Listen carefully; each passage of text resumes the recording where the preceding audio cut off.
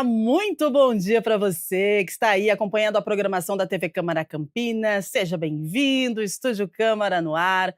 Hoje, quinta-feira, dia 30, né? Reta final do mês de outubro e também reta final do ano letivo. É tempo de provas, de boletim chegando, de muita expectativa em casa. E aí vem aquela pergunta, né? Meu filho está com dificuldades na escola, e agora, prof? Hoje nós vamos conversar sobre esse tema que mexe com o coração das famílias, sim, com o dia a dia das escolas e principalmente com o emocional das crianças e adolescentes. A gente fala hoje das dificuldades escolares no fim do ano e como ajudar o seu filho sem pressão e com muito acolhimento. Então conta pra gente, compartilha conosco a sua experiência, como está sendo aí na sua casa, como está o estresse, que a gente sabe que dá um estressezinho, né? Então, manda a sua mensagem sobre como que você vê o rendimento escolar dos seus filhos, se você acompanha durante todo o ano e chega o final do ano, tá tudo certo, tudo tranquilo, ou chega o fim de ano, dá aquele susto em todo mundo, é um corre-corre, é uma cobrança, e aí gera aquele estresse, uma ansiedade. Conversa com a gente, porque já já você vai interagir, então, com as nossas convidadas que já estão aqui no estúdio, tá? O telefone está na tela, 1997-829-3776. Enquanto você manda a sua mensagem, a gente atualiza algumas informações e daqui a pouquinho já vamos apresentar para você as convidadas do Estúdio Câmara de hoje. Vamos lá, então, com as informações do Legislativo.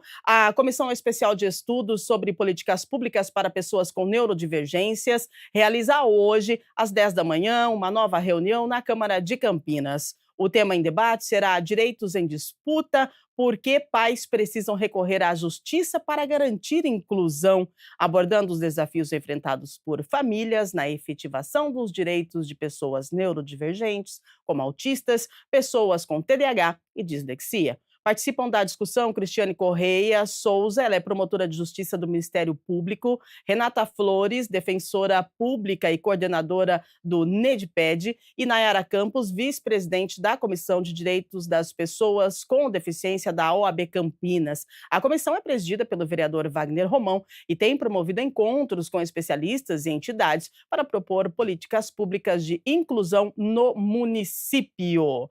Muito bem, mais informação chegando para você. Olha só, também às 10 da manhã, hoje, tem mais reunião, é da Comissão Permanente de Direitos da Pessoa com Deficiência ou Mobilidade Reduzida. Essa comissão é presidida pela vereadora Débora Palermo e será realizada, então, hoje, a oitava reunião ordinária, vai ser realizada no plenário da Câmara. Você pode participar, tá? Avenida Engenheiro Roberto Manche, número 66, bairro Ponte Preta. A reunião é aberta ao público e também vai ser transmitida aqui pela TV Câmara Campinas. Na pauta estão temas importantes como o funcionamento do Pai Serviço e da SEAC, a demanda por transporte adaptado e a inclusão de pessoas com deficiência visual e autistas severos no sistema de transporte especializado. Foram convidados representantes da INDEC, das Secretarias de Transporte e Saúde, do Conselho Municipal da Pessoa com Deficiência e de organizações da sociedade civil que atuam na área. Então, são duas reuniões muito importantes que acontecem hoje na Câmara de Campinas, uma no plenário e outra no plenarinho. Você pode participar, é só chegar lá, é sempre muito bem-vindo. Previsão do tempo para hoje, bom, tá chovendo, né? Chuviscando, chove para, e assim seguimos durante todo o dia, céu nublado, possibilidade de garoa e chuviscos durante toda esta quinta-feira, mínima de 17, máxima de 21 graus. Muito bem, vamos lá então, um tempinho fresquinho, gostoso, né? E agora que você está aí acompanhando a nossa programação, a gente vai ao nosso tema central. Fim de ano, né? A gente já está no dia 30 de outubro, né? E é tempo de revisão de boletim, às vezes tem preocupação, mas também é tempo, gente, de acolhimento, de reflexão sobre o que realmente significa aprender. Mais do que as notas, os resultados, essa fase pede diálogo, parceria entre família, escola e compreensão com o ritmo e também com as dificuldades de toda criança. Para nos ajudar a entender como lidar com esse momento de tensão e expectativas, nós recebemos aqui duas profissionais que entendem muito sobre desenvolvimento infantil e aprendizagem. Vamos dar as boas-vindas a Cíntia Marchiori, neuropsicopedagoga, participa com a gente. Seja muito bem-vinda, obrigada pela sua presença. Bom dia. Obrigada, bom dia. Eu sou a Cíntia Marchiori, eu sou especialista em neurodesenvolvimento, Sou professora, né, fiquei em sala de aula por mais de 30 anos, hoje atuo na área clínica como neuropsicopedagoga, atendendo aí essas crianças que têm dificuldade de aprendizagem e precisam de uma ajudinha extra aí de um profissional especializado. Excelente. Para completar o nosso time de hoje, ela chega para conversar conosco, a psicopedagoga, pedagoga também, psicanalista, a Juliana Caetano. Seja muito bem-vinda, Ju. Bom dia, obrigada pela sua participação mais uma vez. Obrigada, Rui. Obrigada pelo convite novamente, né, e para falar sempre de um tema aqui sempre os temas importantes são abordados, e esse não poderia ser diferente agora, reta final, né. Estamos a menos de 24 dias letivos até 30 de Uau! novembro, né. Muito bem, olha isso, 24 dias, gente. Ano letivo literalmente chegando ao fim e junto com ele vem aquele cansaço das crianças, tá? Não pensa que criança não cansa não, cansa sim. E aí, com esse cansaço das crianças, a ansiedade dos pais e a pressão das avaliações finais. Mas quando as dificuldades aparecem, como saber se esse problema é apenas cansaço, falta de rotina ou algo mais sério, né? Como que a gente identifica os sinais que o nosso filho está precisando de uma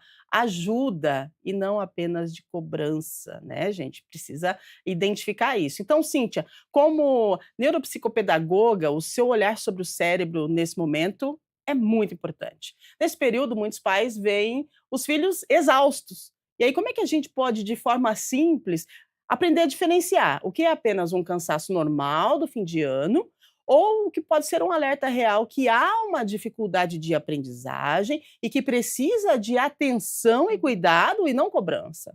Eu acho que a gente tem 2 situações diferentes.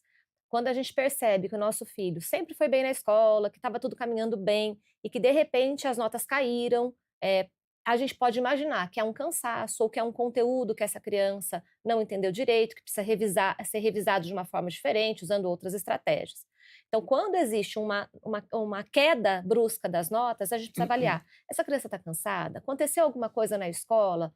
Um bullying, uma situação que deixou essa criança desconfortável, com receio de perguntar para a professora. Então, aconteceu alguma coisa que justifique essa queda brusca das notas?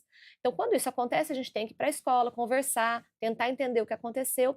E se for uma questão com o conteúdo, que é mais difícil para aquela criança naquele momento, a gente pensar em outras técnicas, outras estratégias, com jogos, com, enfim, com leituras, com vídeos. As crianças hoje gostam de aprender por vídeo, né? Assistindo vídeo de pessoas que trazem aquele conteúdo com uma outra linguagem que os professores trazem. Então, quando a queda é brusca das notas, a gente pode imaginar que é uma situação de cansaço, de ansiedade ou de algum problema que aquela criança vivenciou. Quando isso é uma constante o ano todo, significa que a gente demorou um pouco a mais do que devia para entender que essa criança precisava de uma ajuda diferente, né, de uma ajuda especializada. Uhum. Então, quando a gente está ali acompanhando o dia a dia da criança, a gente consegue, desde o começo do ano, ir identificando essas dificuldades para que não chegue nessa altura do ano, o buraco não esteja muito grande, né? Então, é uma questão de estabelecer rotina desde sempre. Criança Sim. precisa de rotina. Ah, mas é fácil? Não, as crianças não sabem estudar, as crianças não conhecem técnicas de estudo. A gente precisa fazer isso, Uhum. tanto na escola quanto em casa. Excelente, né, a pressão das notas, gente. Quem é que nunca viveu isso? Eu vivi, você viveu, atinge o nosso coração e dos nossos filhos também. A gente fica as crianças ficam vulneráveis, né, e a postura da família é o maior escudo. Então, como, você, Juliana, avalia? A criança chega em casa ansiosa, desmotivada, até com medo, né, por conta das provas. E como que a gente faz, os pais, para ser um porto seguro, não mais uma figura de cobrança para essas Uhum, crianças, porque prova dá medo. É, agora não é a hora de cobrar, né, agora é a hora Uhum. da parceria. Então é como a Cintia colocou, precisa entender esses 2 lados, né, se foi uma dificuldade real ao longo do ano ou se de fato é algo pontual, por uma eventualidade, uma situação familiar ou um problema que aconteceu, né. Eu Uhum. tive uma situação segunda-feira também clínica, onde as crianças perderam uma pessoa querida da família e estão em semana de provas. E o rendimento agora vai cair, não tem como. Então, depois que a gente faz esse entendimento, essa constância, é necessária a parceria entre escola e família. Então, o que nós orientamos? Deu problema nas notas, está com dificuldade, reta final, busque em primeiro lugar a escola, converse com a orientadora desta criança, entenda o processo e, de fato, o que está acontecendo. Porque nós não estamos falando aqui somente de notas, nós estamos falando Uhum. do que é aprendizado real.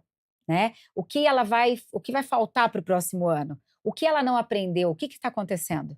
Né? Então, primeiro a parceria com a escola. Depois, chega em casa, sente com a criança, converse, oriente e dê o suporte necessário. Né? Aí sim vai estabelecer uma nova rotina, novas regras, e não pressionando, mas trabalhando junto com ela, porque se você aumentar a demanda emocional, não tem resultado positivo. É, a parceria entre família e escola, né, Uhum. e a forma com que a família reage, mudam as regras do jogo, né. Com Totalmente. certeza. Explica pra gente então, o que que o pai e a mãe, deve fazer quando, tipo assim, vamos lá, dia de entrega de boletim, né, vamos conferir como é que estão as suas notas, e você não faz nada, você só estuda, você deveria fazer bem a única coisa que você faz, né, geralmente a gente ouve isso, e isso afeta muito a saúde mental das crianças e adolescentes. Com certeza. Eu acho que da fala da Juliana, foi muito assertiva no sentido de dizer que agora não é hora de cobrança, agora é hora da gente, dar as mãos com esses nossos filhos e a gente buscar soluções, né. Quando a gente traz essa pressão do: "Ah, cadê a nota? Você só faz isso", a gente acaba, trazendo um dano emocional muito grande para a criança, porque ela se sente desvalorizada, ela se sente incapaz de aprender, e toda vez que existe essa pressão, aí a criança fica menos, motivada e aumentam a dificuldade da criança. Essa Uhum. criança realmente começa a acreditar naquilo.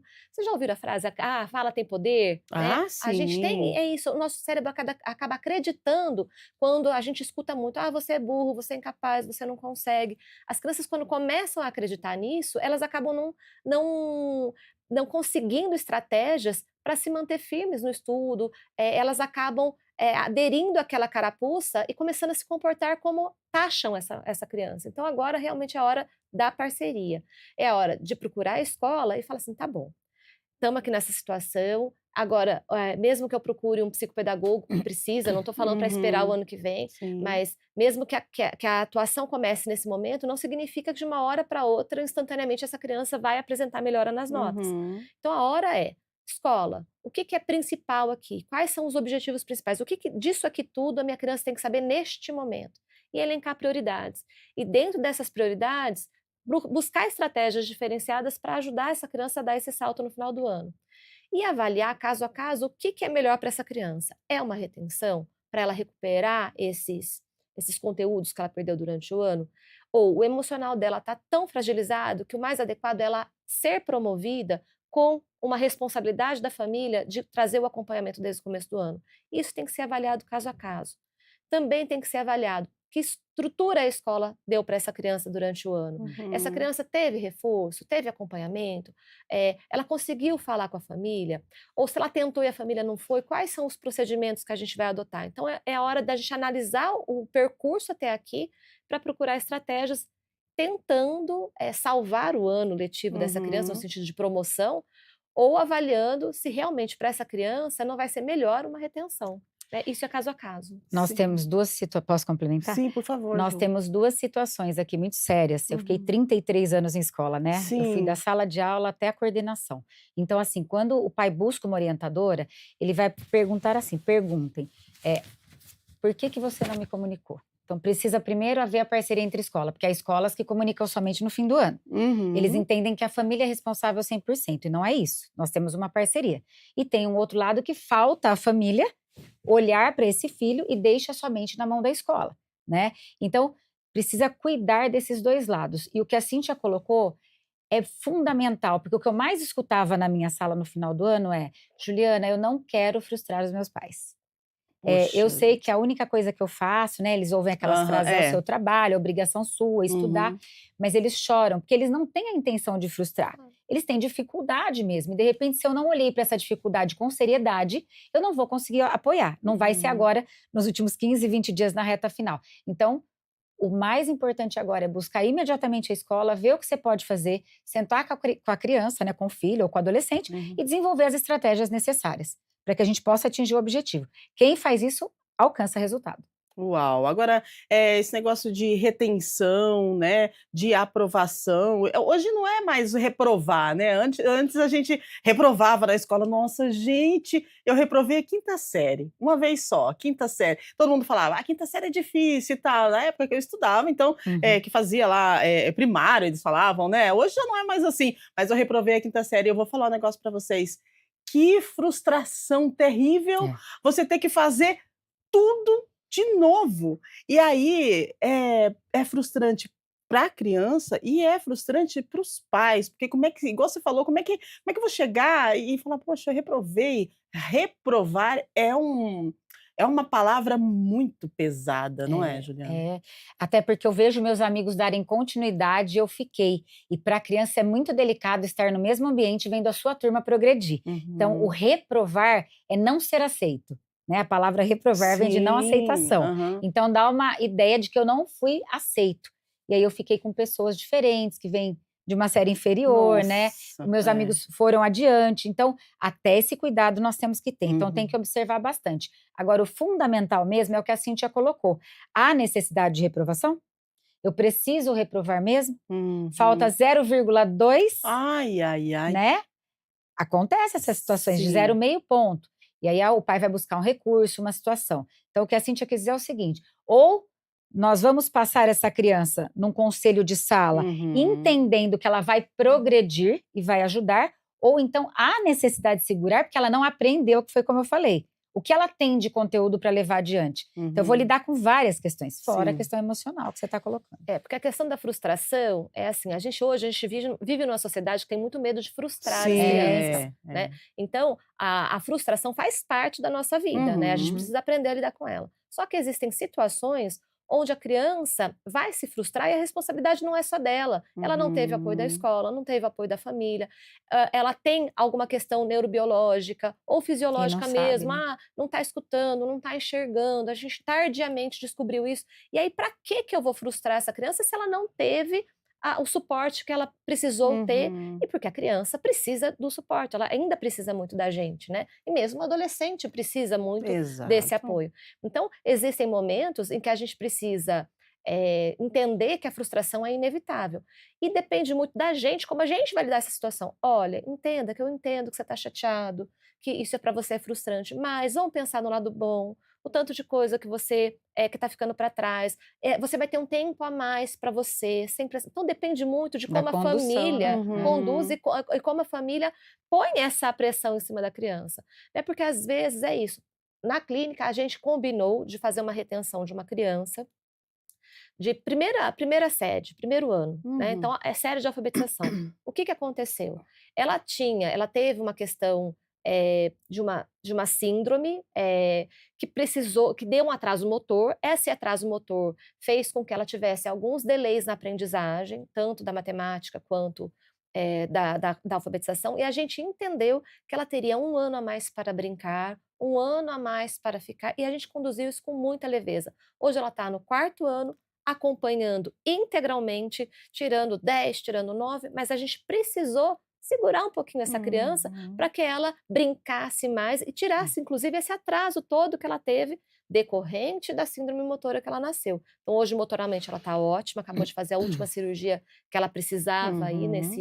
nesse processo dela, motor, e ela está super acompanhando a escola hoje. Então, às vezes, esse segurar um pouquinho é importante, mas depende de como a família lida com isso, como a família pressiona, e aí é isso, é analisar caso a caso. Excelente, né, agora você trouxe uma questão interessante que eu acho, que vale super a pena a gente trazer aqui para o programa, as crianças neurodivergentes, né.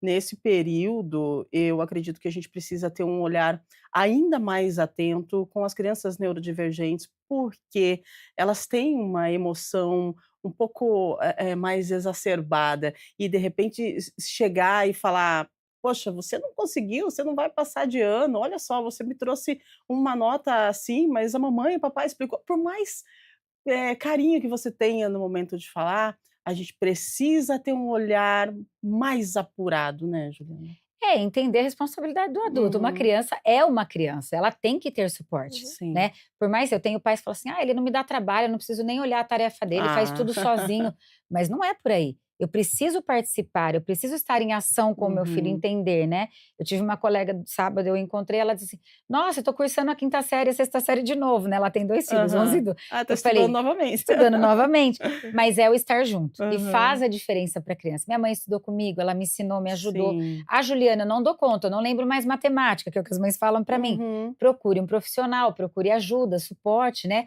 Hoje nós temos muitos recursos, né? Sim. Basta você colocar no Google e tem como ensinar, como produzir, tem vídeos explicativos. Então esteja presente. Agora é o momento de entender, acolher, respeitar e dividir muito bem dividido o tempo dessa criança, também com o lazer, para que ele possa evoluir e produzir. Porque assim, é difícil a gente falar que em uma semana você vai estudar o ano todo, né? Porque agora os professores cobram aquelas provas de fevereiro a novembro, dezembro. Então, veja o que é importante, faça essa parceria com o grupo escolar, né, com a orientadora do seu filho, converse com os professores, vá à escola e diga, estou à disposição. Como nós podemos ajudar o meu filho? Esse momento é o mais importante agora. E muitas coisas mudam. Já vi alunos do ensino médio ficarem de 9 disciplinas e conseguirem evoluir. Né? Vai com 7, 8, melhorou nota, fica uma para conselho, o conselho vota, consegue aprovar, porque vê a evolução dessa criança, vê o esforço que foi feito nessa reta final. E também crianças que, eu já vou repetir e deixei. E como está o adulto? Como está a participação da família? Então é muito importante agora a parceria total. Uau. Né? E essa criança que vai sozinha, eu não preciso nem ver a lição. Essa criança, quando ela percebe que ela é muito autônoma, não é por isso que ela não precisa do carinho e do acolhimento da família. Exatamente. Então, assim, eu sei que eu faço tudo sozinha, mas eu ter a minha mãe ali olhando, elogiando, Sim. emocionalmente é muito importante também, né?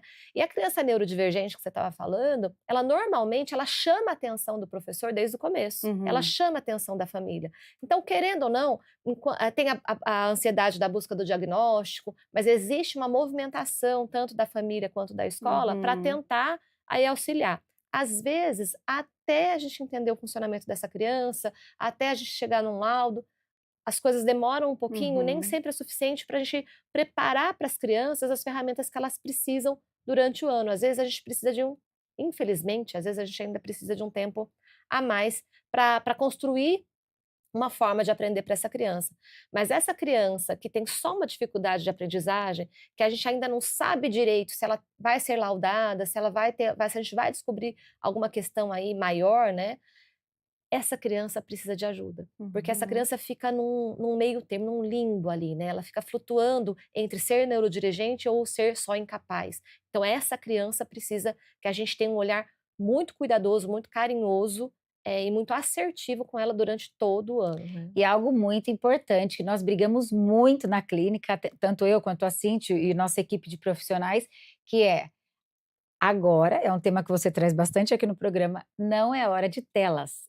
Tire a tela, porque senão eles não conseguem estudar, eu vou usar, que a gente já falou, a dopamina de forma diferente, e aí eu não consigo, eu fico esgotada de novo. Então agora é o momento de concentrar, né? De cuidar disso. E sabe uma outra coisa que eu acho importante a gente levantar? Às vezes a criança não vai bem na escola e a gente fala, nossa, mas essa criança é tão inteligente, nossa, essa criança... A alta habilidade também não sabe ser trabalhada em sala de aula, porque os professores, as escolas estudam para a deficiência, para a falta de, para a incapacidade de, mas a gente, enquanto escola, não está formada para trabalhar com as crianças com altas habilidades. E essas crianças com altas habilidades ficam entediadas, elas ficam frustradas, elas acabam fazendo as coisas, isso é muito fácil para mim, então faz de qualquer jeito e acaba errando porque não prestou atenção. Então a gente precisa olhar para essa criança também para entender se ela não tem exatamente o oposto, se não é uma alta habilidade que está afetando o emocional, que está deixando ela entediada, que está mudando o comportamento. E a gente não fala muito da criança que também tem alta habilidade. Quanto desafio nas escolas também para esse momento, não é, Ju? Nós debatemos muito, sabe, Rúbia? A escola não é clínica, a escola é um espaço de educação pedagógica, porém está enfrentando esses desafios. Vou aqui defender um pouco os professores também, né? Os professores estão já até bem preparados, estão com algum conhecimento, mas não ainda no nível em que a sociedade merece, necessita e que nós gostaríamos que estivesse. Porque o professor não tem tempo mais de estudar. Né, como era antes, a demanda está aumentando muito de todas essas questões de neurodivergência e o professor está ficando também com um estresse muito grande.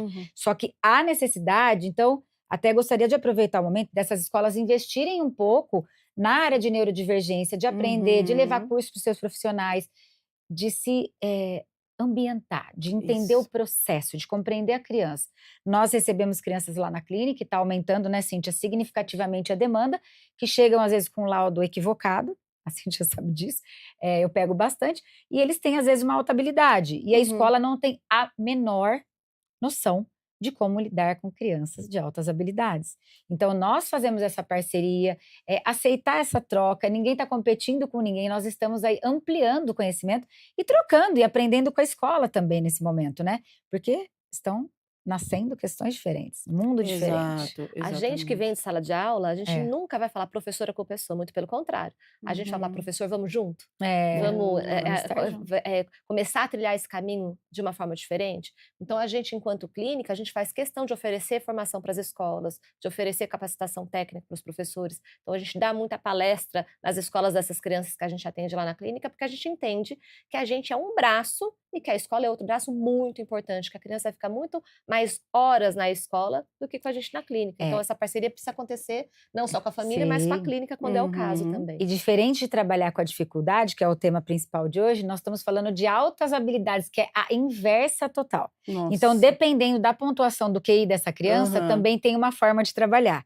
Então, eu tenho ali Uhum. até 120, eu tenho até 130, 140 para cima, é totalmente diferente. Então, nós estamos falando assim, acima de 140, eu estou discutindo de 23 a 24 pontos a menos que Einstein. E nós temos uma criança de 144 na clínica, ele é Uau! meu. Então, assim, para trabalhar em sala de aula, a Cíntia tem uma Luciana, né, de 132, uma menina Sim. de 9 anos. Nós estamos falando de um mundo completamente novo. Então, a gente pede essa parceria, esse braço que a Cíntia colocou, da gente trabalhar junto com as escolas, porque é Uhum. extremamente novo. Hoje, no Brasil, nós temos 2 profissionais que atendem isso, né, em demanda alta, que estão Uhum. oferecendo cursos e autoconhecimento. Mas o fato é que tem que caminhar uma longa estrada aí até a gente chegar no ideal de escola. E essas crianças, por incrível que pareça, às vezes têm muita dificuldade na escola, e por isso que a gente trouxe esse tema. É, Porque a gente fala: "Ai, é o mas ela é inverso. tão inteligente", mas as dificuldades emocionais e São todas as imensas. dificuldades de trato e até de engajamento nas atividades, às vezes são tão ou mais fortes do que uma criança que tem dificuldade por conta de um TEA, por conta de um TDAH, né, dessas outras, né, do oposto, né. Então por Uhum. isso é É. importante, pensar na dificuldade independente do laudo.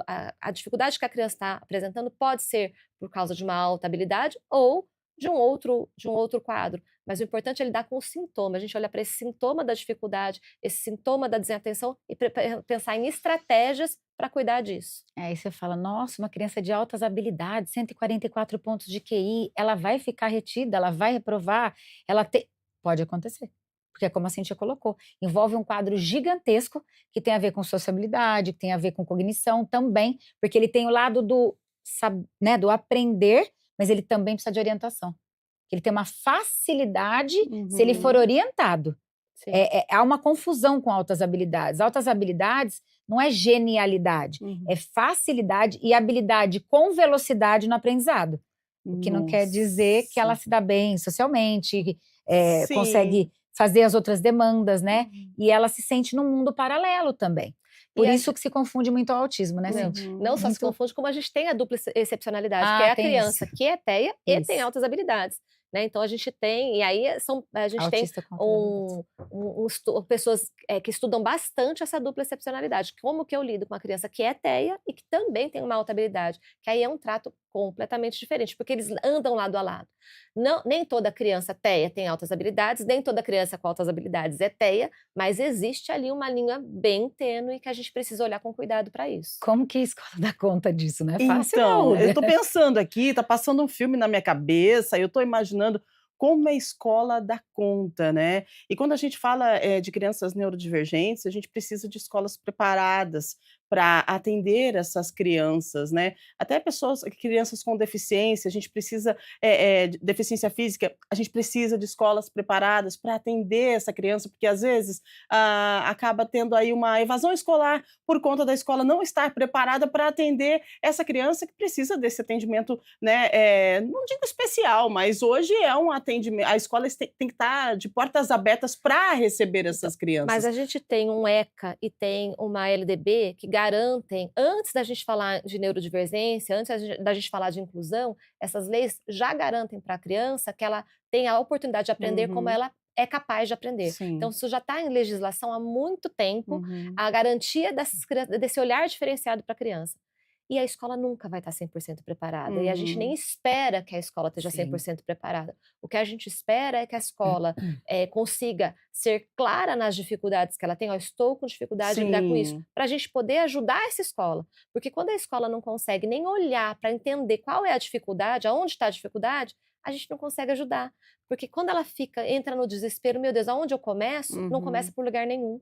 Né? Então, a gente precisa das escolas, mais do que prontas para atender, que elas tenham disponibilidade para aprender e para construir essa prontidão para receber as diferenças. E saber pontuar também É, quando não estão conseguindo, né, pedir aí um socorro exatamente. para poder orientar toda essa situação. Sim, gera até uma frustração pra gente quando a mãe chega e fala: Juliana, faltam 2 pontos em matemática, 5 em ciência, 7 em português.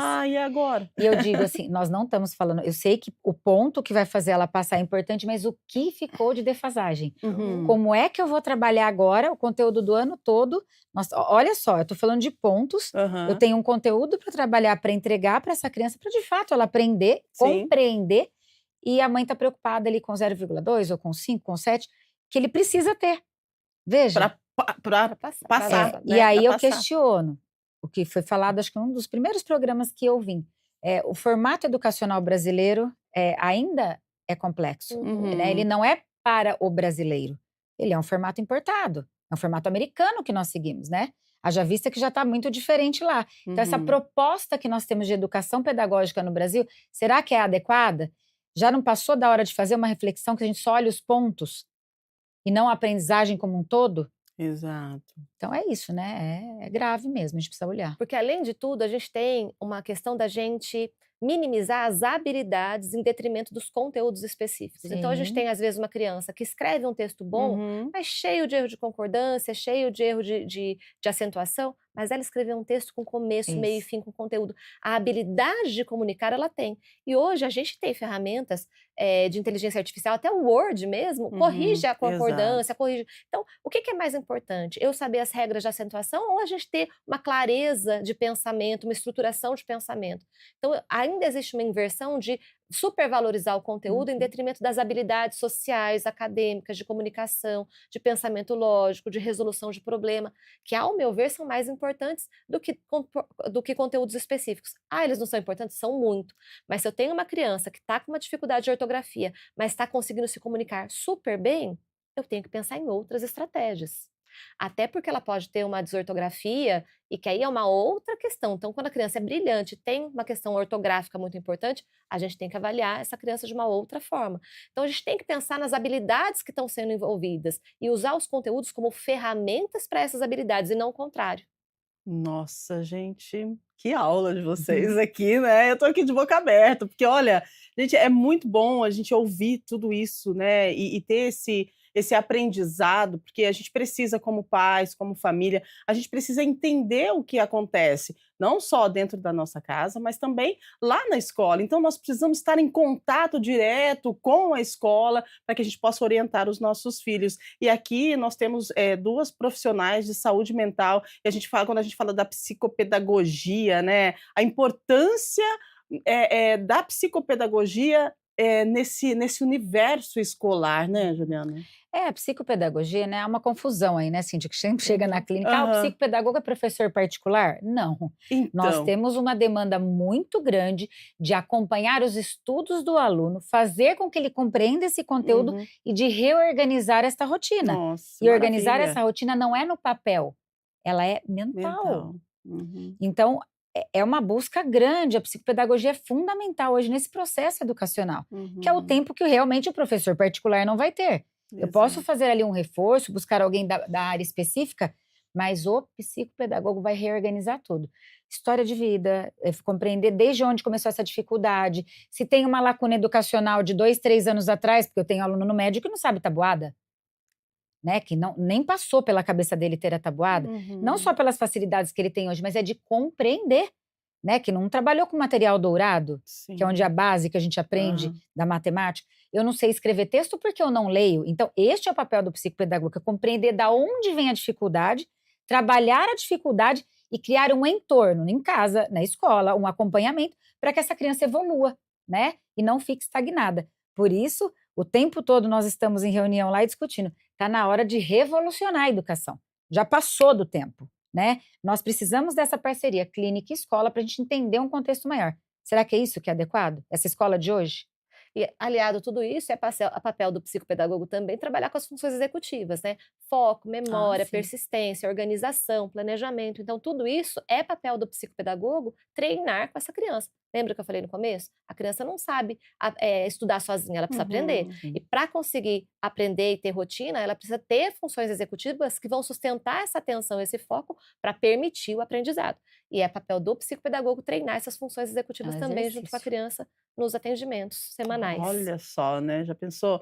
Escola, psicopedagogia e família, né, que maravilha para as nossas crianças. Consegue, ver a Exatamente. conexão de tudo isso? Isso é bom demais, gente. Esse aprendizado que nós estamos tendo aqui hoje, nesse dia 30 de outubro, é muito importante. Por quê? Porque, como a Juliana falou, 24 dias aí para encerrar o ano letivo e, de repente, é o estágio que você precisava para poder acolher aí a sua criança, né, o seu filho, sua filha, jovem, adolescente, enfim. E às vezes, mudar a forma com que você se comunica, né, com essa criança, com esse jovem. Ao invés de cobrar, acolhe, senta e estuda junto. "Ah, eu não sei", vamos lá, vamos aprender juntos, né. E de repente você pode, virar a chave e fazer uma mudança show de bola. A criança que de repente não tinha aí uma expectativa boa, né, para o fim do ano letivo, pode ser que você consiga, né, só a gente parar, analisar, pensar e entender com mais carinho a necessidade das nossas crianças. A produção está me avisando aqui que a gente tem algumas perguntas, né, isso? Então tá bom, vamos lá responder o pessoal que está em casa, vamos ver quem é que está conosco, por favor, produção. Vamos lá. O Leandro Alves, da Vila Industrial. Como os pais podem conversar com os professores sem parecer que estão culpando a escola, mas buscando entender o que está acontecendo? Então, mas tem essa sensação de culpar a escola? Cíntia? Eu acho que depende da parceria que a gente teve durante todo o ano. Se a gente foi uma família parceira, que o tempo todo conversou, o tempo todo falou: "Ai, como que eu faço para ajudar em casa?", se a gente teve essa conversa o ano todo, essa conversa do "o que que a gente faz agora nessa reta final", vai parecer menos que a gente está culpando a escola. Uhum. Veja, a escola tem que assumir a responsabilidade que é dela, mas a gente, enquanto pais, a gente também tem que assumir a nossa responsabilidade. Então eu acho que quanto mais sincero a gente é: "Olha, escola, eu falhei nisso, nisso, nisso, eu sei, mas eu também estou sentindo falta da escola oferecer isso, isso, isso para o meu filho. O que que a gente pode fazer? Como que a gente pode organizar isso?". Então, quando a conversa é sincera e quando essa parceria não vai vir só no alto do estresse do final do ano, isso acaba acontecendo de forma mais natural e mais Uhum. saudável. Agora, também depende do tom de voz que a gente usa, das Ah, palavras que a gente usa, se a gente chega muito armado, querendo proteger o Sim. nosso filho, evitar que o nosso filho se frustre, É, porque não adianta, né. chega atacando, né, É, então chegar eu dizia atacando. assim para o pai, quando ele chegava já um pouco arisco, sim. né, quando o pai chega atacando, falando, às vezes nem a gente enquanto escola entende o que está acontecendo. Uhum. Então o ideal é você, Leandro, chegar, colocar, falar: "Olha, é verdade, como a Cintia colocou, eu não tive tão presente durante o ano, eu queria entender um pouco o contexto, falta só ponto, é objetivo, foi falta de aprendizado, de parceria nossa enquanto família, o Uhum. que eu, Leandro, pai, posso fazer para ajudar meu filho?". O professor se abre Uhum. nesse momento e ele vai Sim. conseguir te auxiliar. Uhum. Agora, quando a gente chega atacando a escola não entende, fica uma Reage. sensação de aquele pai não sabe do filho e agora ele quer participar, né. Aham. Então, chega tranquilo, com muita verdade, né, e fala: "Olha, como eu posso orientar agora nesses últimos minutos pra gente O conseguir ser humano algo. é reativo, né? Então, E se tem você, muitos nós casos todos assim. somos, né? Então, se a gente se sente atacado, a gente vai atacar, né? Isso é natural do ser humano. Então, é chegar ação com tem reação, calma, né? chegar com tranquilidade e as conversas vão acontecer. E Com também certeza. fica uma dica aqui para as escolas, só para finalizar. Documentem desde o início do ano Sim. tudo que é falado para a família. Tenham esse cuidado de chamar, de olhar um por um. Temos que olhar na individualidade. A escola já mudou há muito tempo. Lá nós fazíamos isso criança por criança. Documentem as reuniões. Olha, nós avisamos em fevereiro. O senhor está chegando aqui agora? Né? Agora, quem não fez isso, a escola passa a ter um trabalho de não ter feito essa parceria. E o pai que chegou lá desarmado vai ter os resultados que precisa. Então tem os Olha dois isso. lados aí. É muito emocional envolvido nisso muito. tudo, né? Muito emocional. 8h49, mais pergunta pra gente, produção. Vamos lá, pode mandar. Quem é que tá conosco aí? Vamos ver. Quando a Renata Prado do Jardim Londres. Obrigada, Renata, obrigada pela sua participação aí, tá? Vamos lá. Quando a criança tem diagnóstico de TDAH, quais ajustes simples podem ser feitos em casa e na escola para ajudar nessa fase de provas? Vamos lá. Renata, né? Renata. Vamos começar aí colocando algo, né? Diagnóstico de TDAH não é simples, Renata, é um diagnóstico complexo e muito maior do que nós imaginamos, né? Mas se de fato você já tem esse laudo, a escola já está ciente disso, eu gosto de trabalhar com o TDAH, com essas dificuldades na reta final, com filmes, vídeos, resumos, pega muito bem para o TDAH, por causa da memória e elaboração de curto prazo, né, Cíntia? A Cíntia vai complementar, mas dentro disso, há parceria.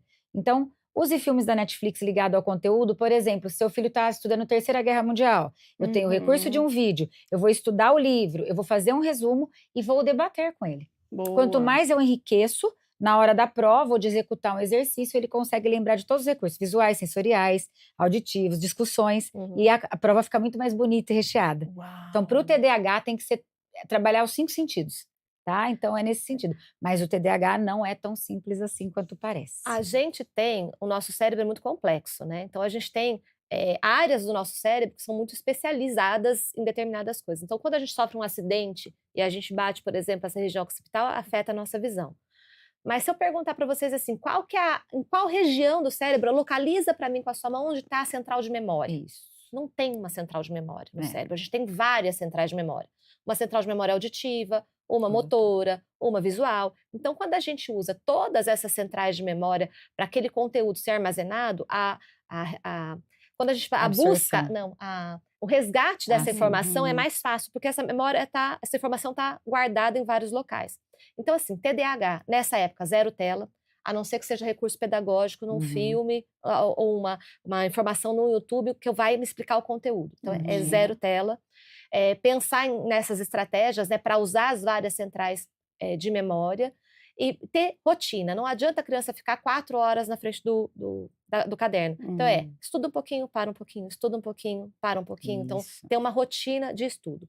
A escola, na época da prova, toda criança que é laudada com TDAH, a escola já tenta oferecer tempo extra de prova, às vezes um ledor, para falar assim, olha, relê essa pergunta aqui, você esqueceu, está pedindo para justificar, ou a própria escola pode grifar o comando principal para ajudar ela a se organizar ali na hora da prova. Então, são ajustes muito pequenos e muito fáceis de serem feitos nessa época de prova ou durante a realização das provas. E, Renata, mais de 30 minutos para o TDAH, sem interrupção de 15 a 20 minutos não funciona. Então, não adianta colocar a criança lá e passar disso. Então, nessa época ainda do ano, mais de 30 minutos ela perde o que ela olhou e não aprende, a não ser que seja um filme ou algum recurso diferente. Mas 30 minutos, 15 minutos de intervalo, seja uma água, tomar um banho, andar um pouco, sem tela, não é 15 minutos no celular e volta, tá? E aí, volta de novo para estudar. Então, ter todo esse cuidado. E, como a nutricionista, a gente estava colocando aqui, né, fazendo um bate-bola aqui, colocou cuidados com a alimentação. Evitar refrigerante, chocolate, cuidado com o sono, descansar bastante, ele precisa, o TDAH precisa dessa reposição de cortisol, tá? Então Até porque criança que não dorme não aprende. É isso a mesmo. gente, É durante o sono REM, que a gente tem o armazenamento de tudo que foi estudado durante o dia. Então, a Isso. criança que não dorme não tem solidificação de memória. Na hora Então, se certa. essa criança acorda cansada, se ela tá com sono durante o dia, a gente precisa procurar um especialista em sono para ver como está o sono dessa criança. Porque a criança que não dorme direito, não tem sono REM, não Não armazena aprende. a memória. Olha aí, né, um detalhe tão importante, que às vezes passa despercebido, que é o sono, Uhum. né, às vezes a criança vai deitar, mas ela tá lá com a tela, ela tá com o celular e vamos lá, vamos ficar olhando videozinhos ou então conversando com o colega, e aí a criança vai dormir bem tarde, acorda no outro dia de manhã, precisa ir para a escola, tá lá bocejando, tá com sono, vai arrastado para a escola, aí chega, dá até uma cochiladinha, né, em sala de aula, volta para casa e isso vira um ciclo vicioso. Sim. Aí chega no final do ano, a gente tem um resultado dessa falta de higiene do sono, né? Exatamente. E de uma noite não dormida que vai se acumulando, e aí tem um resultado que às vezes os pais param e olham assim, mas por quê? Né? O que aconteceu? Simples, falta Falta de de sono. sono. E tem criança que tem apneia no sono. Uhum. Então a gente precisa, se essa criança, apesar de ter um horário para dormir, apesar de, vamos supor, não usa tela à Uhum. noite e ela continua acordando cansada, eu preciso ter um médico olhando para esse sono e ver se tem alguma coisa que precisa ser feita, se ela está com uma apneia, se tem. Eu tive uma criança, uma adolescente, que era uma questão respiratória. Então, ele fez um Uhum. tratamento pulmonar, ele começou a dormir melhor, começou a aprender melhor. Então, esse sono precisa ser olhado, principalmente para criança com TDAH, porque o cérebro da criança é muito, muito rápido. Então, ela Uhum. precisa ter um sono adequado para se recuperar e dar conta do outro dia. Precisa descansar realmente, né? Agora 8h55, mais uma pergunta pra gente? Pode colocar na tela, por favor? Vamos lá para ver quem que tá conosco. Elisa Carvalho, do Parque das Águas. Depois de um ano difícil, como reforçar a autoestima da criança para que o próximo ciclo escolar comece mais leve e com mais confiança? Autoestima das nossas crianças. Vamos lá. Quer colocar? Pode Cíntia começar? e Pode Ju.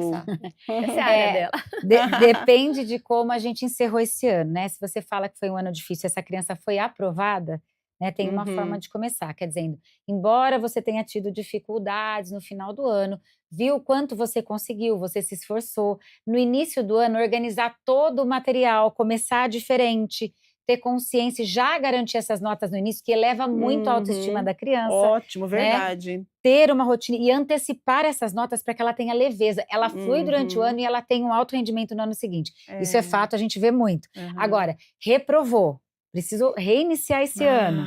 Como que eu faço? Estou do seu lado, você vai conseguir e iniciar esse ano também com antecipação. Nós vamos manter tudo organizado, entregar todas as tarefas, eu estou aqui com você. E aí ela começa a sentir que ela está acima dos alunos que chegaram. Ela se sente mais segura, ela ensina os colegas, ela promove. Então depende como eu vou trabalhar, mas sempre reforçando essa parceria, estar junto, estar perto, cuidar dessa criança com antecipação. Tá? Eu acho que é importante também, só complementando, mostrar para aquela criança que apesar dela poder ter tido dificuldade em algum Ela aspecto foi. da escola, ela é muito boa em outras coisas. Olha, veja como você anda Também. super bem de bicicleta, olha como você desenha Sim. super bem, eu não desenho. Então, reforçar as potencialidades, Isso. né? Porque existem diferentes tipos de inteligência, né? Sim. Então, essa criança tem talentos também. Quando a gente reforça esses talentos, a gente ajuda a aumentar essa autoestima também. Uau, gente, que delícia esse programa de hoje, né? Nós estamos conversando aqui com 2 profissionais de saúde mental, estamos falando sobre as nossas crianças, sobre os nossos filhos, sobre essa conexão com escola, família e o fim de ano que já está aí, não tem como negar, né? Ano letivo encerrando também, a pressão para que essa criança entregue de repente, tudo que não foi entregue durante o ano, né, e nos últimos 24 dias. Importante a gente ter consciência e lidar com carinho e acolhimento, né?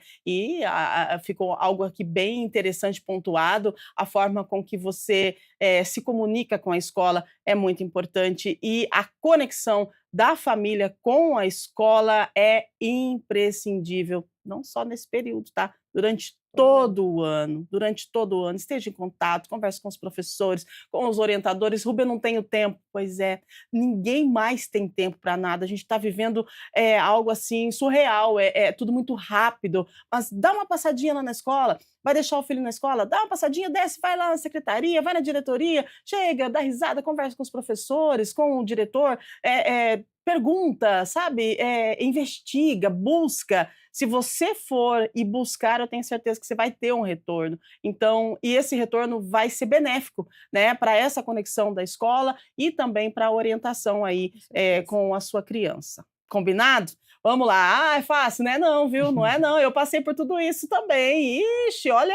E você sabe que eu pensei, falei, gente, como é que vai ser, né? A minha filha foi para a escola com 2 anos de idade, né? E aí eu pensei, não vai gostar mais de estudar, mas eu sempre tive um apoio muito grande da escola, eu sempre tive uma conexão muito boa com os professores, né? E hoje ela continua estudando com 28 anos. Você vê? Então ela gostou da escola e foi uma conexão muito boa e a gente precisa dessa conexão, sim. Vamos lá, 8h59, dá tempo para mais uma, produção? Dá? E aí a gente já encerra? Pode ser? Diz que sim. Sim! Vamos lá. Rodrigo Tavares, do Parque São Quirino. Quando os pais têm estilos diferentes, um mais exigente, outro mais acolhedor. Isso pode confundir a criança na hora de lidar com erros e notas? Ixi, não, tá errado, você precisa estudar o outro. Não, tá bom, tá tudo certo. Aí vai confundir um pouco, Cíntia e Ju. Isso é bem complicado, porque a criança, ela precisa de previsibilidade. Qualquer criança. A gente fala muito de previsibilidade para crianças autistas, mas todos nós precisamos de previsibilidade. Então, se eu não sei nunca se o meu pai vai ficar muito bravo, minha mãe vai passar a mão na minha cabeça, como é que eu tenho que agir?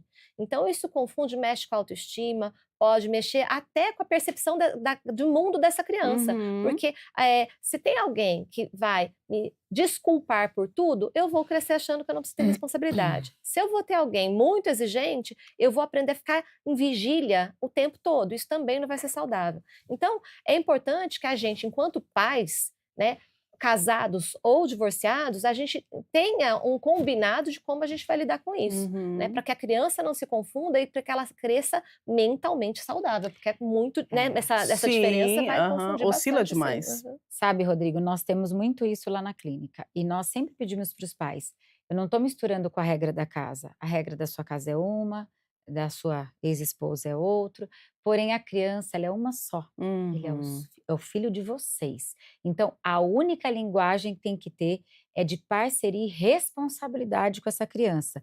Trazer, como a Cíntia colocou, a previsibilidade e dizer para ela, olha, dos dois lados temos uma parceria. Então, a gente chama na clínica, às vezes, o casal, né? Embora separados, para dizer, ele é filho de vocês, está na hora de olhar com unilateralidade, né? O ser único. E agora nós vamos ajudar. Porque não, na minha casa estuda tal hora, aqui não precisa estudar. Agora eu vou viajar, ele que complica, a criança não consegue. Exatamente. Então é uma parceria mesmo, uma união aí nesse momento para ajudar. É interessante quando a gente fala de criança e pais com tipo assim, posicionamentos diferentes, não é só na escola, é para tudo, né? É para a educação. A gente tem que tomar um cuidado com os posicionamentos aí referente à educação dos nossos filhos, né? Em casa é uma coisa, na casa do pai é outra. Peraí, vamos sentar, vamos conversar, vamos orientar, porque se tem uma coisa que não vai acabar nunca, né? É essa conexão de pai e filho, independente do casal estar junto ou não. Então, o filho, ele é ali o central. A gente tem que agora se unir para poder orientar essa criança para que ela tenha aí uma vida bem fluida e uma educação assertiva. E não ficar, só para encerrar, um desautorizando o outro, porque a criança fica no meio disso, ela fica um boneco. Total. Ela diz, tio, um puxa para cá, o outro para lá, o que eu faço? Então, não desautorize. Converse entre adultos e usem somente uma linguagem, né? Para passar para essa criança, porque ela fica sem saber o que fazer e o foco principal é estudar, ela se perde. Totalmente. Então é isso. Aí depois vem as cobranças, né? Daí você fala, por quê? Vamos parar, se olhar no espelho e ver o que está acontecendo no nosso ambiente. A criança é reflexo desse ambiente. Exatamente. Né? Então, quanto mais desestruturado, quanto mais confuso tá, mais confusa e instável fica essa criança também. Uau! E a gente está encerrando o programa. E quanto aprendizado hoje com essas duas maravilhosas aqui no nosso Estúdio Câmara.